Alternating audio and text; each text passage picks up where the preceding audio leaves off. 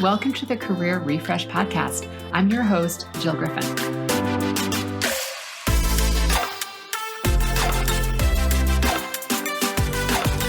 I'm a former media and marketing executive turned career strategist and executive coach. I spent my career working my way up and through the ranks of global organizations and startups, and today I show others how to do the same.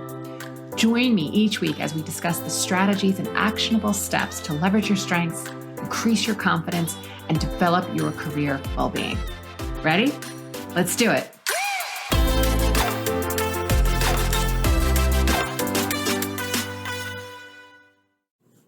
Hey friends, welcome back to the podcast.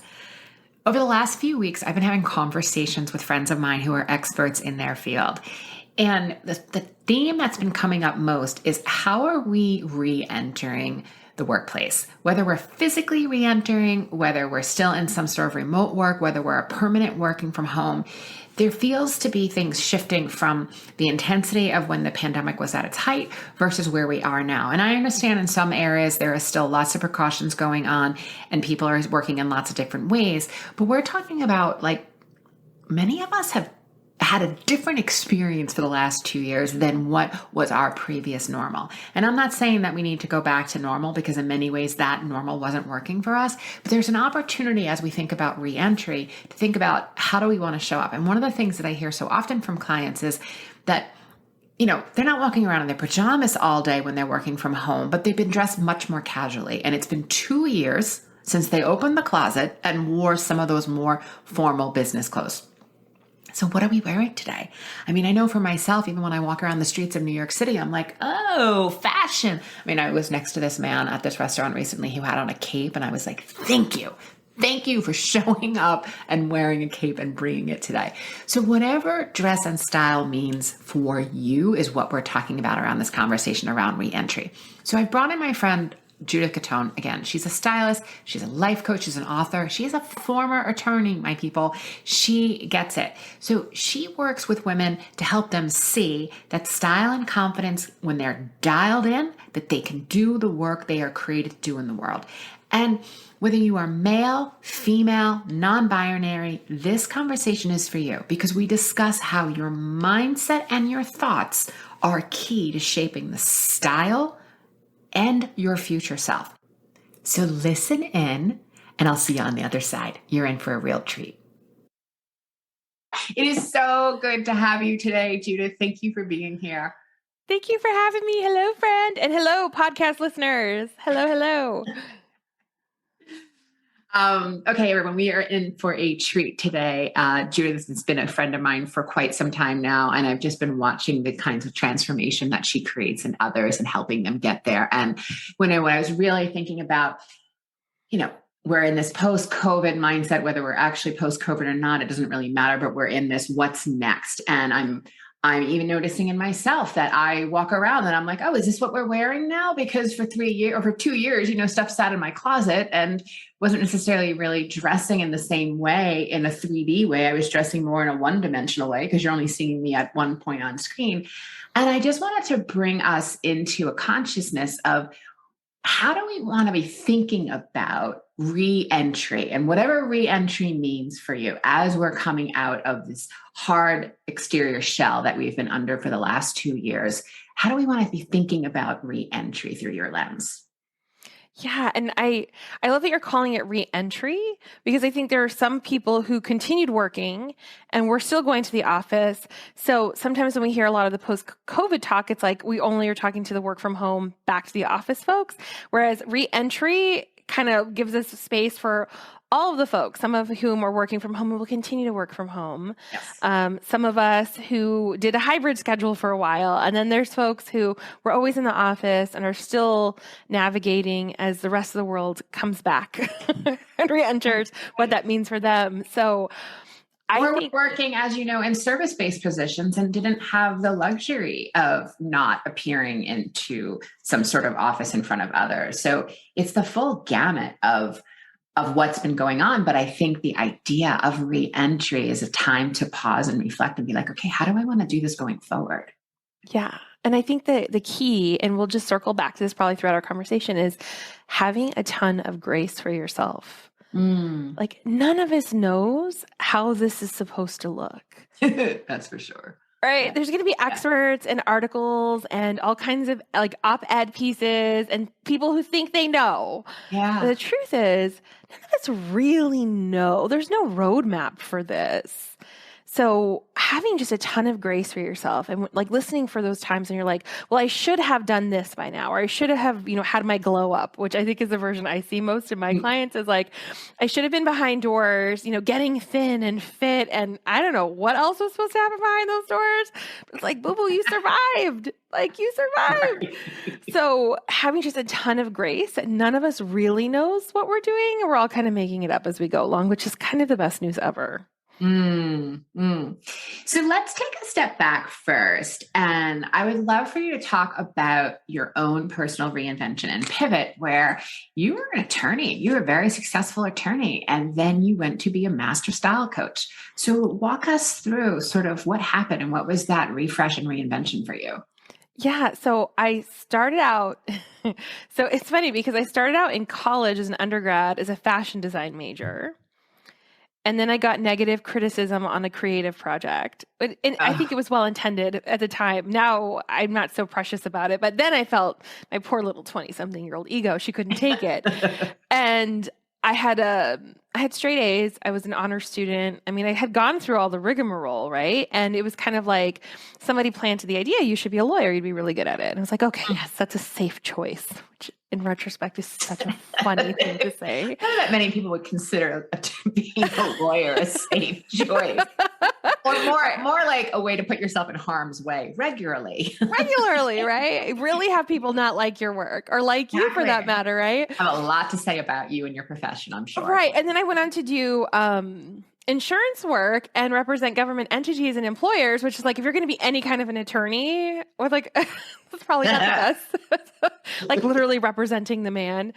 And I was really good at it. And I think this is kind of an important note for anybody who's considering a career transition. I think sometimes sort of the mythos, particularly in like television and movies, is when we see people make big career transitions, it's because they're not particularly good at their job or they somehow hate their job. That's not always the case, folks. So we don't have to like super hate something or create chaos just because we simply want to change something. So I will just put that little pin in that because I think it's an important piece to note. And I found coaching. I found my coach and my mentor, and I met other former attorneys who'd gone into coaching. And one of them in particular, Carl Lowenthal, really planted this idea in my head that I could just make something up. Like I could take the things I love and the people I love serving, and I could make something up to help them. And that really stuck with me. I was like, oh wait, we're actually all just making this up as we go along. Cool. All right. And it was a slow transition. It was not an overnight. I didn't, sometimes you hear like burn the boats and how serious are you? No, mine was a 3-year transition where I slowly went from like an hour a day of working on this passion project, being a style coach, to 2 hours a day and then all weekend. And then like slowly over time, one of my dear friends, she told me something that just really cemented it was you could affect more change as a style coach than you could as an attorney. Wow. And that flipped things for me. And I was like, oh, because it wasn't about money. Okay. And it wasn't that I wasn't good at either one. I was very good at both things. And I had made something up that I loved. I'm helping like high achieving women, who figured out their careers, but not their closets, sort of sort their lives out. Oh. And it was so funny because I was like, oh, wait, I could affect more change. And that thought has stuck with me. Like anytime I'm like, maybe I should go back to being a lawyer. I have those thoughts too. I'm a human, right? Or, whatever my brain throws at me, it's like, oh, wait, remember? Why did we start this? We want to help the peoples. We love the peoples. How can we affect more people as a coach? At least for me. Now, that might be true of every attorney or lawyer or fill in your profession. But for me, that was very true, and it still rings very true. And how do you stay connected to that intention? Meaning you're in the day, you're busy, you're going about, being an entrepreneur, running a business, you have 1,000,001 things in front of you to choose from. How do you find yourself staying connected to your intention of why you're doing this? It's so funny because it's like you have to be purposeful about staying connected to the intention, right? I think sometimes we think like motivation, intention, inspiration, purpose, whatever, that we get it and we have it for all times. No, you have to practice reminding your brain. But my practice looks a lot like, I use the phrase a lot, like it's not about you. Mm. So before I get on a coaching call, I pray, but I also have clients who just say thoughts that they practice. For me, it's in the form of a prayer, but like, help me to serve well, help me to encourage today, help me to remember it's not about me. Mm.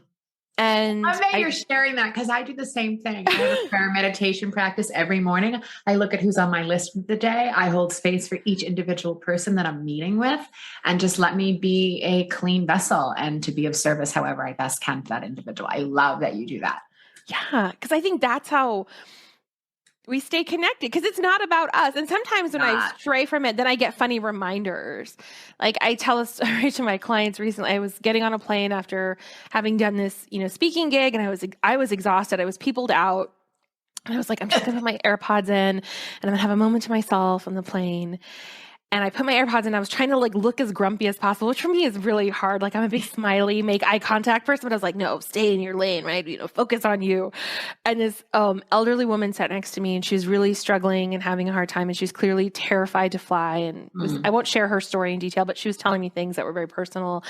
And literally, this little voice in my head was like, "Still not about you." Just when you thought. Just when you thought your plane ride was your own, it's still not about you, girl. And I was just like, and when it was so fun, like, it was so funny, but I had practiced that in a way that serves me. I don't think it's a mean thing to tell myself. It's like the perfect thing to tell myself because, sometimes our egos take over because we're all human, and it's just a beautiful little way to find your way back to your intention. It's like, still not about you. Right. How do you think about, if someone is coming from, again, this 2-year pause and however it represented in their life, and they're thinking about setting intention for moving forward, especially through the visual representation they bring to the world, right? So whether it's the clothes I wear, the style I put on, the shoes I choose, I'm looking at my closet being like, I don't know, am I still that person? How do you think about that as someone, if you were to give a tip for someone as they're re-entering this phase as to where would they start? Yeah. And I love that because for so many of my clients, the woman who wore, or the person, the human that wore the clothing that's in their closet is not necessarily them anymore. And that's the beautiful thing I think about style and the way I teach style. And I think we just have to redefine this. So everywhere I go, I talk about this definition because I think this is a great place to reorient. Is style is the outward reflection of your thoughts and feelings about yourself. So whatever we're reflecting in our clothing, our makeup, or lack thereof, if you so choose, doing our hair, not doing our hair, whatever we're choosing to do with our bodies is oftentimes a reflection of what we're thinking and feeling about ourselves. Wow. And that makes style powerful. Personal. It's super powerful. Yeah. Because then we get to own the aesthetics. If we're constantly thinking within the fashion paradigm, which is like trends, forecasting, things being marketed to you heavily, and what other people externally are telling you is quote unquote fashionable, we never really adopt our own identity and what that means for us. And I think using this other definition in terms of just style being so personal, then we get to play and we get to define this for ourselves. So as we're coming out of this, as we're re-entering, it's a beautiful place to pause and say, well, actually, what do I think about myself? How do I see myself? And how am I feeling about myself? And therefore, how am I choosing to care for myself or not, dress myself or not, or Zoom mullet, half dressed, half not, like whatever you have going on. Like what thoughts and feelings are driving that action or inaction for you? Because that's going to give us a ton of information about what your next step might look like. Yeah. So my listeners know that I talk a lot about the mindset and confidence, especially going into, it could be a meeting, it can be a presentation, it could be a conversation with your teammate, it could be a job interview, whatever it is. It's like, what are you setting the stage for? Like really envisioning that piece of what you're doing and then deciding how you're going to show up ahead of time. And that is also part of your dress. So how do you use the tool of style and the tool of apparel and the things that we put on our body as a way to help people generate that confidence, that executive presence that they might be bringing into the average day or the extraordinary day they have in front of them. Yeah. And I like to think of it as kind of like you're the leading person of your life. And the clothes are supporting cast members. They're auditioning for a role in the movie. And I think sometimes the paradigm gets switched where we're like trying to conform to the clothing. We're going on diets. We're doing crazy shit to ourselves. Yeah. Whereas in the paradigm where you're the leading person, everything's auditioning for you, then we get to decide, okay, like this next scene is an important board meeting. Like, how do I want to show up as a leading person in this next scene? How am I feeling? What am I thinking about myself? And from that deliberate place of thinking, that deliberate, intentional place of feeling, therefore, what would I like to wear? And then it just supports the thoughts and feelings as opposed to trying to do it backwards and then feeling like we're borrowing clothes that are not our own. Right, right. So how do you suggest someone, even if they think about like the steps they could take today with, I've invested money, I've invested time, I have a closet full of clothes that fit, the job or the career or the person I was 2 years ago. And some of it still works, some of it doesn't. But how will I know? How do I pull it together to know that I'm the leading person, not the outfit or the article of clothing being the leading person or the leading thing in the conversation? Yeah. And I think the key part is to not start with the clothing. I think this is partly what we do is we go to our closet and we let our closet dictate like, oh, okay, so this is how I should show up. This is what should be happening versus here's how I'm choosing to think about myself. Here's how I want to feel about myself. And then we go to our closets. Okay, what supports that? Okay, so really taking the flip and getting that centered first before stepping into the closet. Before even going to your closet. Because when we're really oriented into how we want to think intentionally, how we want to feel intentionally, it makes it so much easier to make those decisions in our closet. Because there's some things that are just going to be an absolute no for us because of where we are right now. And there's going to be some things that's like, oh, I'd like to play with you. And then, oh, okay, here's all the gaps now that I'm seeing. So we're not buying 5 million things that we don't need. We're clearly saying, okay, actually, I would really like, and I'm just going to use an example of a current client. This person deals with a lot of money. Like they deal with a lot of money. And they're going into an environment where they're going to be in a lot more meetings. But everyone's a little bit more relaxed about these meetings than they used to be. So it used to be like a production. Everybody was in a suit and very expensive things. And everybody's a little tired. Yeah. But these meetings have to take place. So if we think about how we want to be confident. We want to look put together. But the thought is, I'm here to facilitate a discussion, not be part of a fashion show. Then we go to our closet. And as we're finding in this particular person's closet, we're going to be wearing some more relaxed kind of fitting suits. We're not going to be in Spanx. We're not going to be like wearing super fitted items, right? But we're still going to rock a suit and maybe we're going to be wearing some really nice white sneakers in this season. Oh, okay. Haven't been in heels in years and have no desire to go back. Yeah. So how do we facilitate a look that is, I'm here to facilitate a discussion. I'm not here to have a fashion parade. I want to feel confident. How do I exude that? Okay, then let's formulate a clothing formula that makes sense for how you want to show up. As opposed to going formula first and then you're going to drive yourself crazy. Yeah. So what should they look for as they're doing that? Are there questions that you recommend they ask themselves? Or, is it even something of like, I feel most powerful when I'm wearing white. So I'm also going to think about me in wearing something white. Like what do they do? Yeah. Okay. So here's some steps. And this is kind of where we start even in my program is we have to be a little more expansive about what we mean by fit. So I sort of like 3 layers of fit. And I think this is just a great metric that you can use in your own closets, in your own lives. There's physical fit. So folks, we've been at home trying to keep safe and a lot of us have gained weight. That's okay. Yep.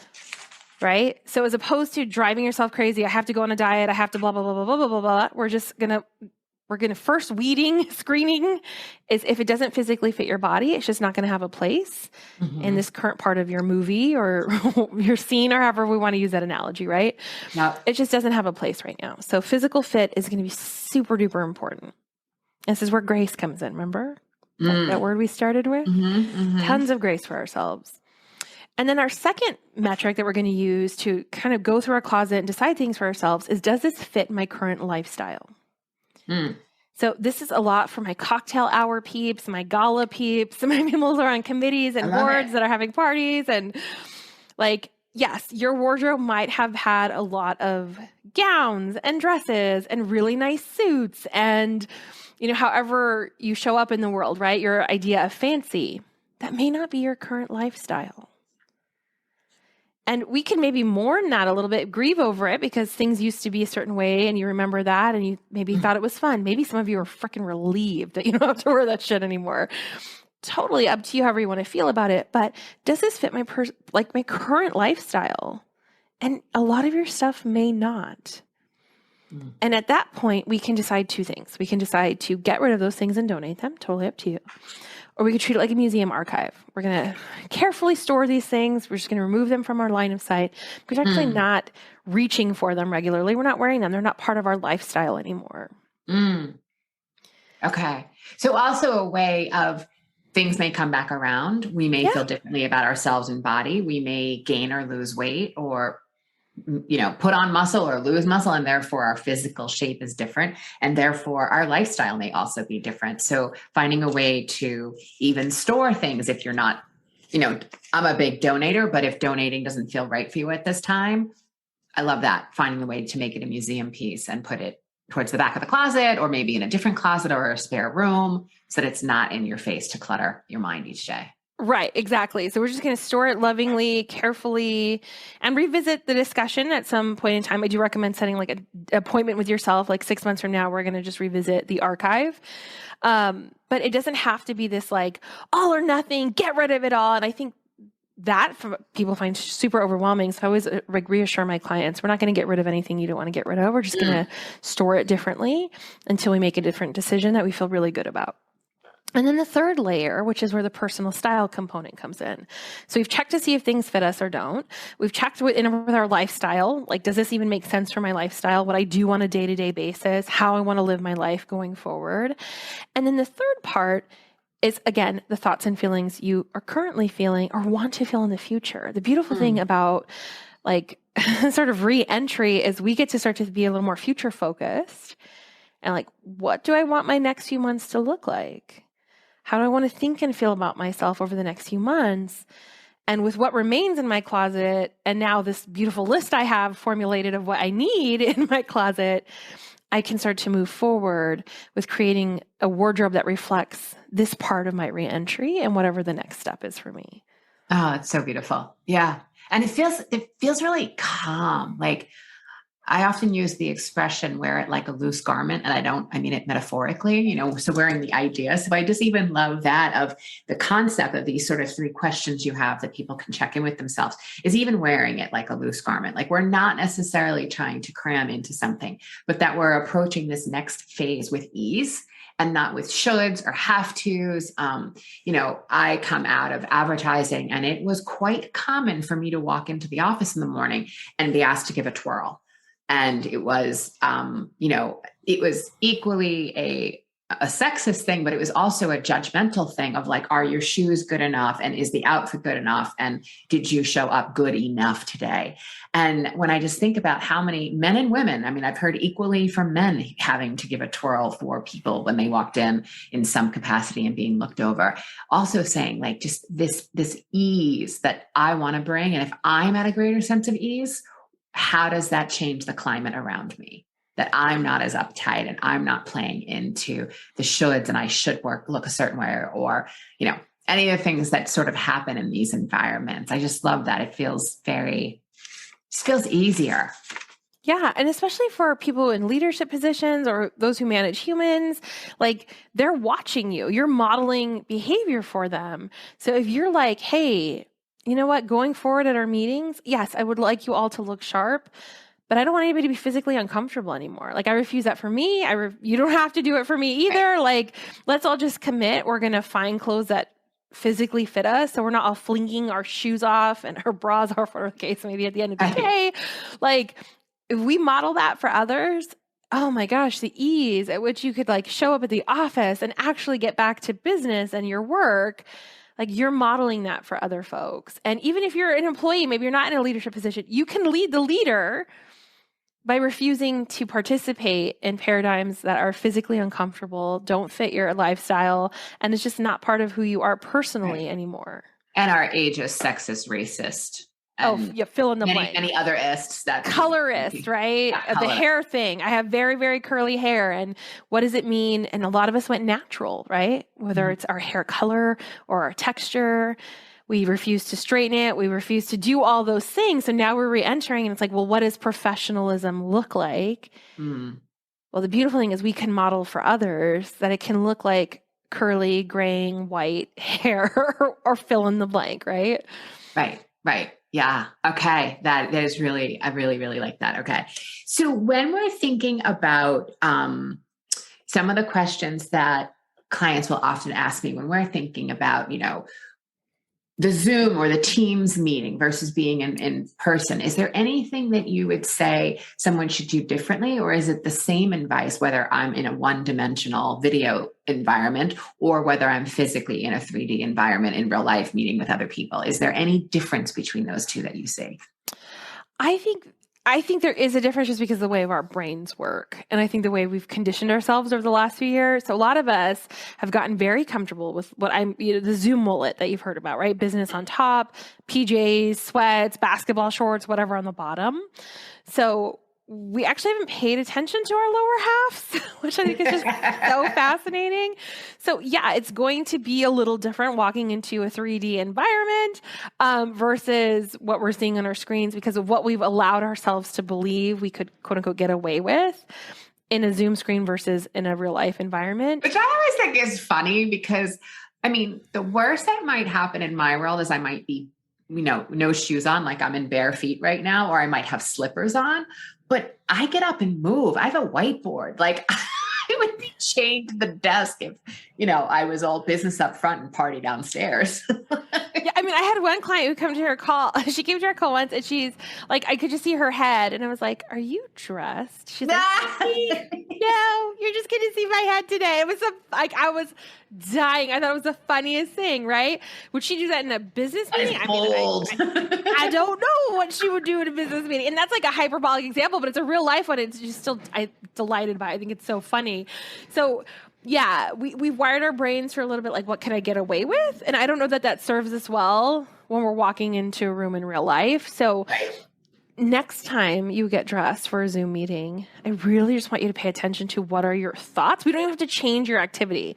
You can choose to wear the same things you normally wear, but I want you to really tap into what is the thinking behind this outfit and what I want that thinking to follow me into a real life situation. And the beautiful thing is you have control over all of it. You get to decide what thoughts you want to keep and which aren't serving you so well should you walk into a real room.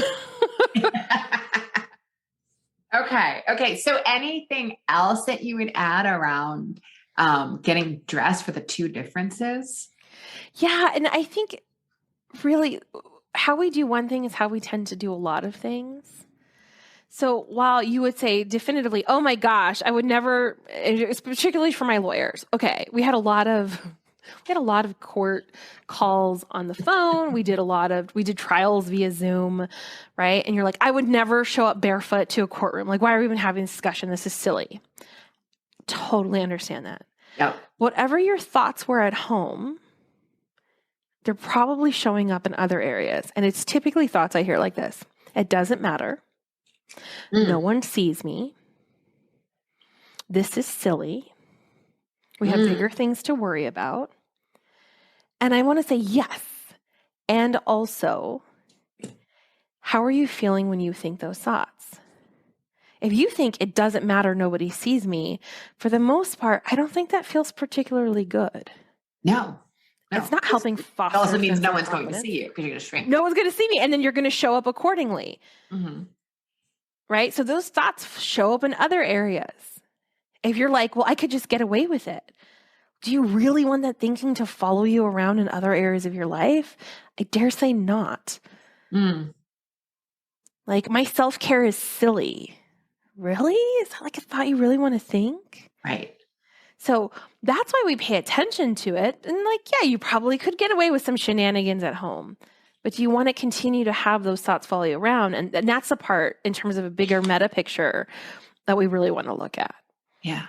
It's just making me think of even, as many of my listeners know, I'm a traumatic brain injury survivor. So I always think about my physical body and that, what I'm fueling it mentally and physically, what, the food that I'm putting in my body to the food that I'm putting in my brain, and always thinking about that, like, this body is the most precious vehicle I have to deliver the work that I love and to show up for others and to be present and to take on challenges and have fun and laugh. And if I'm not taking care of this body for whatever that means for you, my way is not your way, right? We all have to find out what it means to be. But if I'm not taking care of it, then how can I show up to do the work I love? How can I show up and make a difference in the world? How can I show up with the executive presence to make the change that I want to make? So I always think of it that way too. And that it's not about a chore. It's about that this is the physical instrument that I get to bring forth in order to bring my gift to the world. So how do I want to do it? No right or wrong. It's about intent and conscious. Yeah, exactly.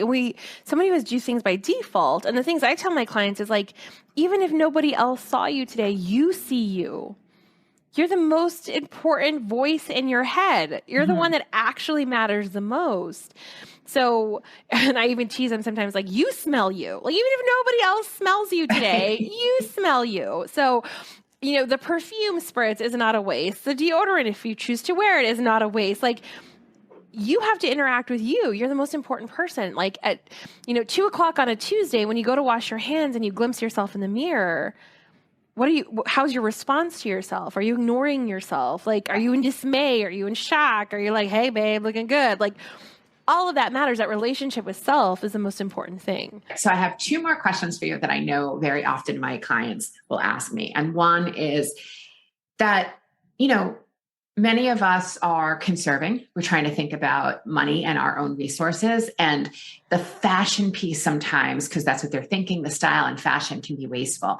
Many of my clients recently just came back from the media festival in Cannes, France. And that, again, is not necessarily it's a see and be seen, but it's often around how do you look effortlessly casual? Or my other favorite, it's coastal grandma, which is my other favorite type of dress that I'm seeing all over the time. And anyone that's wondering what you're thinking about it is think about, any of those warm and cozy white sweaters that are baggy, very Eileen Fisher, that's sort of coastal grandmother, if anyone is wondering what that is. But how do you put the lens of materialistic and resources through the lens of style and fashion? What's your thoughts on that? Yeah. And I think it's such a good question because I get a lot from my clients, am I a bad feminist for caring about this? Am I a bad participant in the world? A good human if I'm purchasing items, blah, blah, blah. So there's a few things that it's just really important to note. When we really stop purchasing clothes that don't fit our bodies, when we stop purchasing clothes that don't fit our lifestyle, because we dismiss all the shoulds and the must-have lists, and we're really focused on our version of style, our thoughts and our feelings about ourselves outwardly reflected, we end up buying a lot less clothing. That is a brilliant and spot on point. Yeah. The noise gets around you, the cacophony that is fashion gets really dimmed down. And then it's really okay, what are the gaps in my wardrobe? What do I need to help facilitate the lifestyle I actually have, the thoughts and feelings that I would like to continue to support about myself? It just becomes so different. We're no longer buying clothes as goal items that we have to squeeze ourselves into. Just a lot less purchasing happens. I see this all the time with my clients. The other thing is when we really get intentional, because this really is about it being intentional about what we're choosing to wear, we think about shopping so differently. And one of the things I teach my clients is we call it style math in my program, but essentially it's how to make the most out of every garment that comes in. How does it fit in with the bigger picture of your wardrobe and your lifestyle and all those things? So when you get more intentional and more thoughtful about it, what does come in, what sort of passes muster through that 3-layer test, we get so much more use out of it because we're not worried about impressing people. Even if we're showing up to places to be seen, we're showing up exuding such an inner sense of confidence and calm that we literally start to physically show up differently because we're not worried about that noise going on around us so much. And it's so lovely to see my clients show up with like feeling more like themselves, feeling more confident, with a wardrobe that actually fits them. And then we teach them how to make an endless amount of outfits out of a little bit of items. We call it a mini mighty wardrobe. So it's completely possible, but it first starts with you being willing to dim down all the noise around you and really go through that 3-step process to see like what remains, what are the holes, and I'm only going to intentionally fill that because I'm not worried about what else is going on around me anymore. Okay. That is really good. Okay. And then the last question that I often get is for my more experienced or more seasoned clientele or listeners that they want to stay contemporary. They don't want to look like they're trying too hard. They're not trying to be uber trendy and wear, younger fashion, but they're trying to stay contemporary because ageism is real and they're struggling within that. Like, how do you walk the grounds between not the coastal grandmother, but the grandparent, right? And the Gen Z, like, you're in that seasoned expertise. You may or may not hold a leadership title. It doesn't matter. We're all leaders in our own way. How do you walk the line between that to know the gut check of like what feels good on me, but does it represent to the outside world? Is it the same way that it represents to me internally? How do you tap into that? Yeah. Okay. So here's what I want to say just generally so everyone can know a little bit what's happening. So with retailers right now, they forecasted some stuff that's a little weird, right? So we have a shortage of items actually in brick and mortar retail spaces, and then buyers didn't buy enough of what people actually wanted, and they actually weren't able to forecast correctly what people would want to be wearing right now. So you might be seeing stuff that's just a little strange to you. So I just want to throw that in. A lot of loungewear on sale right now, my friend. Right. So if you're running around, you're like, I don't want to wear a pussy bow blouse with giant ruffle sleeves. I don't want to look like I was raised in the prairie. And I'm not enjoying showing up to work in my pajamas. I feel you. You're not crazy. It's literally what happened. Some buyers made mistakes along the way. And then there's shipping supply shortages, et cetera, et cetera. So, but this is bound to happen likely again, right? We're going to look around at the world around us and kind of be like, what is happening? The beautiful thing is when style is personal, we don't have to worry so much about looking like Gen Z or whatever generation's going to come after us and what they're doing. When Gen Z decided we don't do side parts anymore in our hair or wear skinny jeans, I had some clients like in dismay, like, oh my God, but those are my favorite. What do I do now? And I'm like, are we really listening to Gen Z? Like, I mean, I love those guys. They're amazing, but also what?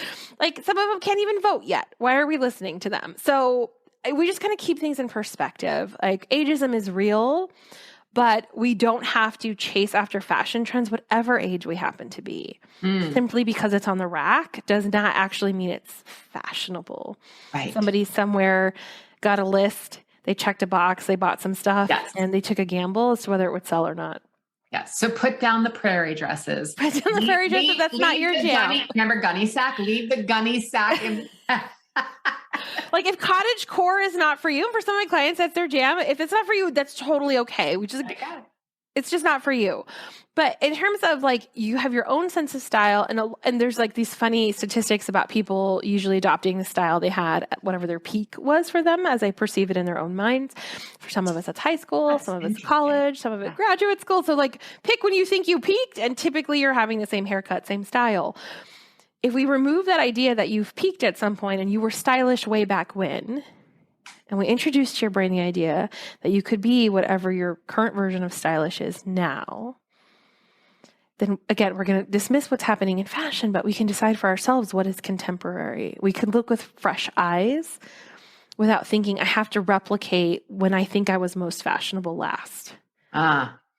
And that's going to really bring you back. That's going to bring you back to the present day and keep things contemporary and fresh for yourselves. If we're not thinking of yesteryear when I used to be fashionable or skinny or beautiful or thin or 20 something or whatever, fill in your blank. Yep. Like, no. that's possible for me now. Whatever feelings I felt when I felt stylish, when I felt confident last, whenever that is, I can bring that to the present moment, regardless of my age, size, weight, skin color, etc. I love it. This is so good. Thank you. Tell everyone where they can find you. Yeah, you can come hang out with me by going to judithgaton.com.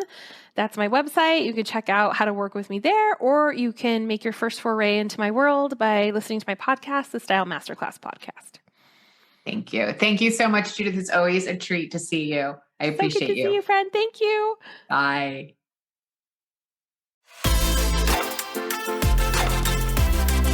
Hey, thanks for listening to the Career Refresh podcast. If you're enjoying this and you want more information, go to my website, jillgriffincoaching.com. There you can find information on how to work with me one-on-one, or my group programs, or even bring me into your workplace. I'll put the link to my website in the show notes. But hey, listen, before you go, do me a favor, rate and review this podcast, because it definitely helps me get the word out to people everywhere so that they can also thrive in the workplace. All right, friends, I appreciate you. I'll see you soon.